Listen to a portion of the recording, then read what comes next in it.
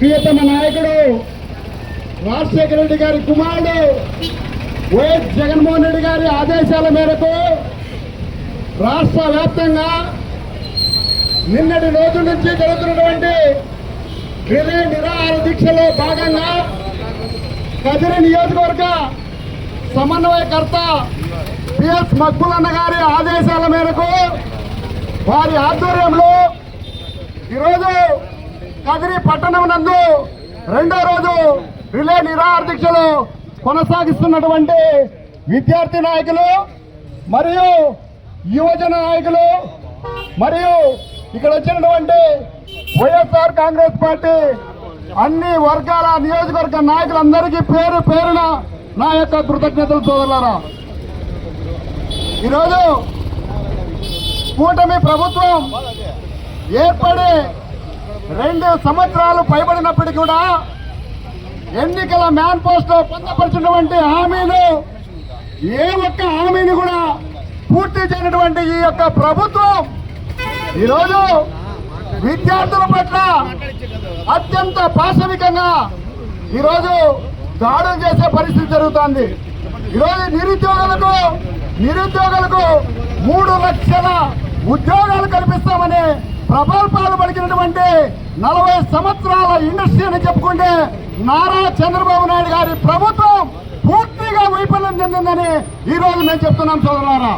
అంతేకాదు ఈరోజు విద్యార్థులకు మొన్నటికి మొన్న మెగా డిఎస్సీ అని పేరుతో స్పోర్ట్స్ బోర్డ్ ప్రత్యేకంగా 3% తో 460 పోస్టులు నియామకాలు జరిగితే అందులో ఎక్కడ కూడా నియమ నిబంధనలు పాటించకుండా కనీసం కామన్ మినిమం ఎంట్రన్స్ కూడా లేకుండా దొడ్డిదారిన ఈరోజు మెరిట్ స్టూడెంట్ అందరూ కూడా ఉద్యోగ అవకాశాలు కోల్పోయి వాళ్ళ మనోభావాలు క్షోభకు గురవుతున్నారు సోదరులారా. వీటన్నిటిపైన ఈరోజు వైఎస్ఆర్ కాంగ్రెస్ పార్టీ ఈ యొక్క కూటమి ప్రభుత్వాన్ని ఎక్కడికెక్కడ ఎండగడుతుందని జీర్ణించుకోలేక దొడ్డి దారిన రెడ్డి బుక్ రాజ్యాంగాన్ని అమలు చేస్తూ ఈ విధంగా భయప్రాంతతలకు గురి చేయాలని చూస్తున్నారు సోదరులారా.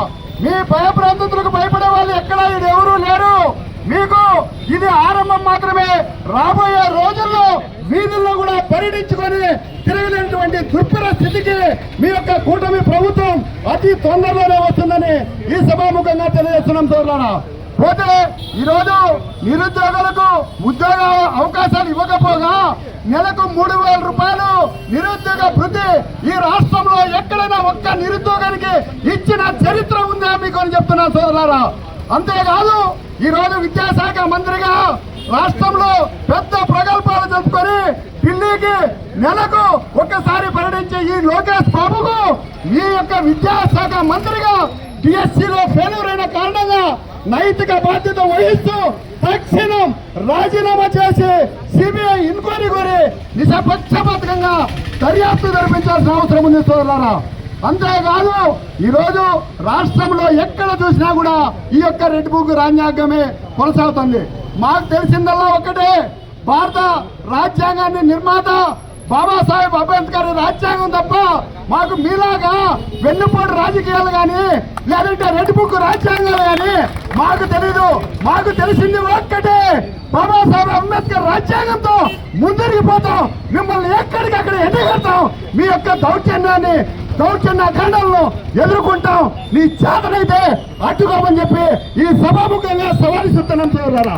అంతేకాదు రాబోయే రోజుల్లో ఈ యొక్క కదిరి రాష్ట్రంలో పులివెందుల తర్వాత 2వ స్థానంలో రెపరెపలాడిస్తామని ఈ సభాముఖంగా తెలియజేస్తున్నాం సోదరులారా. ఇక్కడ కొంతమంది నాయకులు మాట్లాడుతున్నారు, స్థానికంగా ఏవో పెద్ద పెద్ద మాటలు మాట్లాడుతున్నారు, కానీ మీ స్థాయి అది కాదు. ఆయన ఈ రాష్ట్రంలో ఉమ్మడి రాష్ట్రంలో 298 ఎమ్మెల్యే బీఫారాలు ఇచ్చిన చరిత్ర. ఈరోజు ఉమ్మడి రాష్ట్రంలో 42 పార్లమెంటు బీఫారాలు ఇచ్చిన చరిత్ర. ఈరోజు రాష్ట్రం విడిపోయినప్పటికీ కూడా 175 మంది ఎమ్మెల్యేలకు తాను ఎన్నికల్లో పోటీ చేసే అర్హత కల్పించే పట్టాపారం ఇచ్చేటువంటి అర్హత జగన్మోహన్ రెడ్డి గారు.